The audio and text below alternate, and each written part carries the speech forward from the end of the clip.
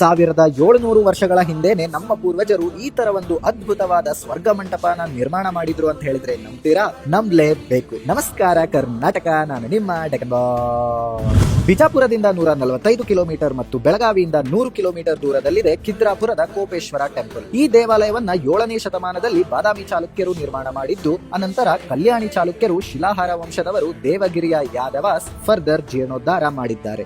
ಈ ದೇವಾಲಯವನ್ನ ಸಹ್ಯಾದ್ರಿ ಪರ್ವತ ಶ್ರೇಣಿಯಿಂದ volcanic igneous racks ನ ಕಡಿದು ಬೇಸಿಗೆಗಾಲದಲ್ಲಿ ಪಂಚಗಂಗಾ ನದಿಯಿಂದ ಸಾಗಿಸಿ ತಂದು ಸುಮಾರು 500 ವರ್ಷಗಳ ಕಾಲ ಕಟ್ಟಲಾಗಿದೆ. ಈ ದೇವಸ್ಥಾನವನ್ನ 4 ಭಾಗದಲ್ಲಿ ವಿಭಜಿಸಬಹುದು: ಸ್ವರ್ಗ ಮಂಟಪ, ಸಭಾ ಮಂಟಪ, ಅಂತರಾಳ ಕಕ್ಷ ಮತ್ತು ಗರ್ಭಗೃಹ. 4 ಮಂಟಪಗಳಲ್ಲಿ ಪ್ರಮುಖವಾದದ್ದೇ ಈ ಬ್ರೆತ್ ಟೇಕಿಂಗ್ಲಿ ಬ್ಯೂಟಿಫುಲ್ ಸ್ವರ್ಗ ಮಂಟಪ. 48 ಹ್ಯಾಂಡ್ ಮೇಡ್ ಪಿಲ್ಲರ್ಸ್ ಅಲ್ಲಿ 12 ಕಂಬಗಳು ಸೇರಿ ಮಧ್ಯದಲ್ಲಿ ದುಂಡಾದ ಓಪನ್ ಸೀಲಿಂಗ್ ನ ಸೃಷ್ಟಿಸುತ್ತವೆ. ಈ 12 ಕಂಬಗಳು 12 ರಾಶಿಗಳನ್ನ ರೆಪ್ರೆಸೆಂಟ್ ಮಾಡ್ತವೆ ಮತ್ತು ಈ ಮಂಟಪದಲ್ಲಿ ಅಪರೂಪವಾದ ಮೈಕ್ರೋ ಟು ಮ್ಯಾಕ್ರೋ ಕೆತ್ತನೆಗಳನ್ನ ಕೂಡ ನೋಡಬಹುದು, ಲೈಕ್ ಕಾರ್ತಿಕೇಯ, ಯಮ, ಗಣೇಶ, ಇಂದ್ರ ಎಕ್ಸೆಟ್ರಾ. ಹಾಗೆ ಕಾರ್ತಿಕ ಪೌರ್ಣಮಿಯಂದು ಚಂದ್ರ ಸಾವಿರಾರು ತಾರೆಗಳ ಜೊತೆಗೆ ಈ ಓಪನ್ ಸೀಲಿಂಗ್ ನ ಎಕ್ಸಾಕ್ಟ್ ಸೆಂಟರ್ ಅಲ್ಲಿ ಅಲೈನ್ ಆಗೋ ದೃಶ್ಯ ಸ್ವರ್ಗದಂತೆ ಕಾಣೋ ಕಾರಣಕ್ಕೆ ಇದನ್ನ ಸ್ವರ್ಗ ಮಂಟಪ ಅಂತ ಕರೀತಾರೆ.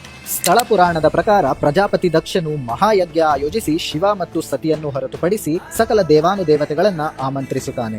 ಆದರೂ ತಂದೆ ಮೇಲಿನ ಪ್ರೀತಿಗೆ ಸತಿಯು ನಂದಿಯ ಜೊತೆ ಯಜ್ಞಕ್ಕೆ ಹೊರಡುತ್ತಾಳೆ. ಅಲ್ಲಿ ದಕ್ಷನು ಶಿವನಿಗೆ ಅವಮಾನ ಮಾಡಿದ ಕಾರಣ ಅದನ್ನು ತಾಳಲಾರದೆ ಸತಿಯು ಯಜ್ಞಕುಂಡಕ್ಕೆ ಹಾರುತ್ತಾಳೆ.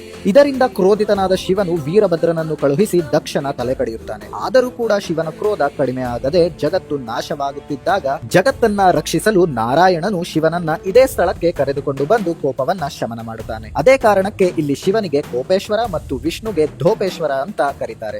ವಿಷ್ಣು ಮತ್ತು ಶಿವನು ಜೊತೆಯಲ್ಲಿ ಲಿಂಗ ರೂಪದಲ್ಲಿರೋ ಭೂಮಂಡಲದ ಏಕೈಕ ದೇವಸ್ಥಾನವಿದು. ಇಷ್ಟೊಂದು ಇತಿಹಾಸ ಇರುವ ಮತ್ತು ಆರ್ಕಿಟೆಕ್ಚರಲ್ ಮಾರ್ವೆಲ್ ಆದ ಈ ದೇವಾಲಯವನ್ನ 1702ರಲ್ಲಿ ಇಸ್ಲಾಮಿಕ್ ಇನ್ವೇಡರ್ಸ್ ದಾಳಿ ಮಾಡಿ ಸುಮಾರು ವಿಗ್ರಹಗಳನ್ನ ಧ್ವಂಸ ಮಾಡಿದ್ದಾರೆ.